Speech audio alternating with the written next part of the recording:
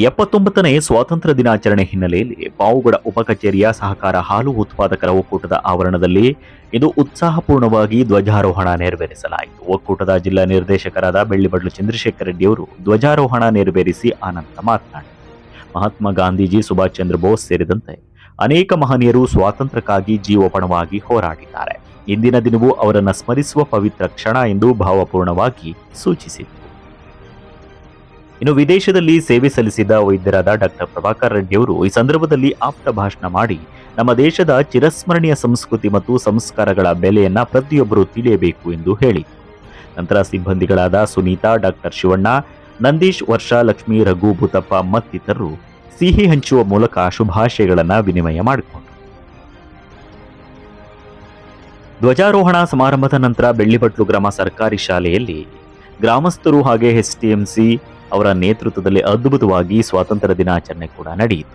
ಈ ಸಂದರ್ಭದಲ್ಲಿ ವಿಶೇಷವಾಗಿ ಶ್ರೀ ಚಂದ್ರಶೇಖರ ರೆಡ್ಡಿ ಅವರು ತಮ್ಮೂರಿನ ಮಕ್ಕಳ ಶೈಕ್ಷಣಿಕ ಉತ್ತೇಜನಕ್ಕಾಗಿ ಪ್ರಿಂಟರ್ ಮತ್ತೆ ಸ್ಪೋರ್ಟ್ಸ್ ಉಡುಪುಗಳನ್ನು ದೇಣಿಗೆಯಾಗಿ ನೀಡಿ ಎಲ್ಲ ನಿವಾಸಿಗಳಿಗೆ ಪ್ರೇರಣೆಯಾದರು. ಇದೇ ವೇಳೆ ಗ್ರಾಮ ಪಂಚಾಯಿತಿಯ ಸದಸ್ಯರುಗಳು, ಎಸ್ಟಿಎಂಸಿಯ ಸಮಿತಿಯವರು, ಶಿಕ್ಷಕರು ಹಾಗೆ ಗ್ರಾಮಸ್ಥರು ಸಾಕಷ್ಟು ಸಂಖ್ಯೆಯಲ್ಲಿ ಭಾಗವಹಿಸಿ ದೇಶಭಕ್ತಿಯನ್ನು ಮೆರೆದರು.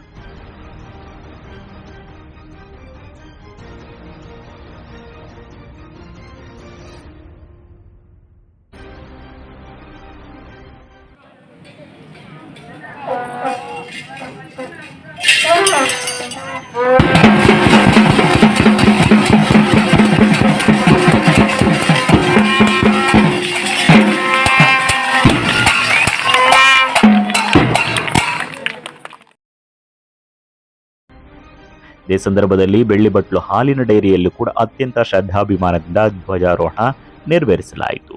ಮಕ್ಕಳ ದೇಶಭಕ್ತಿ ನೃತ್ಯಗಳು ಎಲ್ಲರ ಮನಸ್ಸನ್ನ ತಟ್ಟಿತು.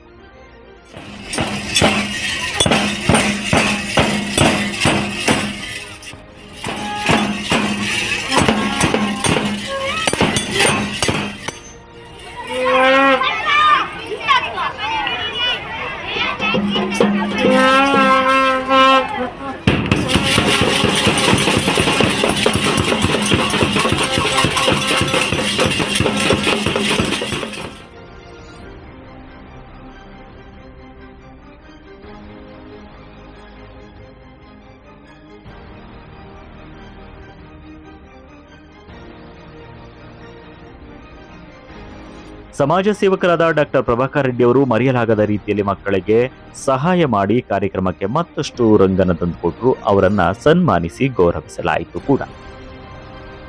ಈ ಸಂದರ್ಭದಲ್ಲಿ dairy secretary Shivanna, tester Ramakrishna, ಅಧ್ಯಕ್ಷರು ಚಂದ್ರಶೇಖರ ರೆಡ್ಡಿ, ಉಪಾಧ್ಯಕ್ಷ ಗೋಪಾಲಕೃಷ್ಣ ಸ್ವಾಮಿ, ತಿಪ್ಪೇಸ್ವಾಮಿ, ಬಾಬಾ ಸಾಬ್, ರಮೇಶ್, ಈಶ್ವರಪ್ಪ, ಚಂದನ, ಮಾರಕ್ಕ, ಲಕ್ಷ್ಮೀದೇವಿ ಹಾಗೂ ಇನ್ನಿತರರು ಉತ್ಸಾಹದಿಂದ ಭಾಗಿಯಾಗಿದ್ದರು.